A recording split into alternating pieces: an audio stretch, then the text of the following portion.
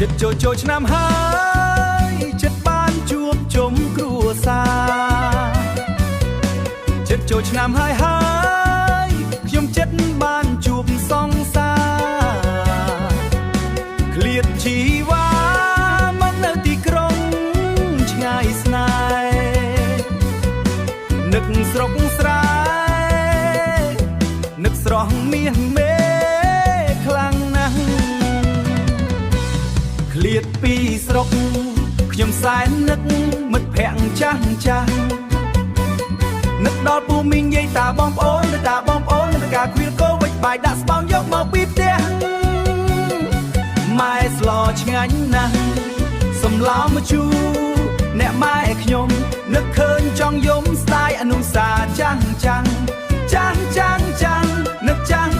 ចាំងនឹកឃើញចង់យំស្ដាយអនុសាចាំង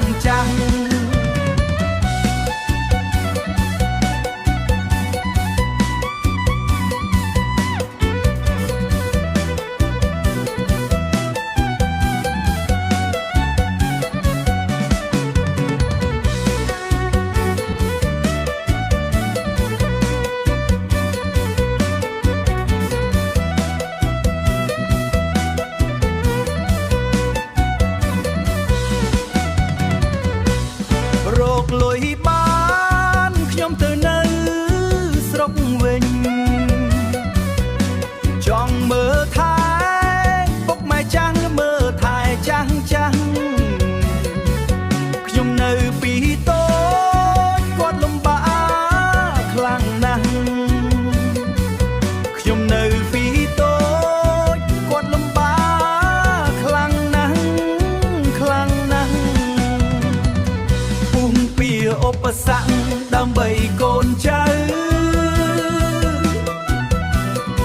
តស៊ូហាលភ្លៀងហាលក្តៅពីព្រឹករហូតដល់យប់ជ្រៅ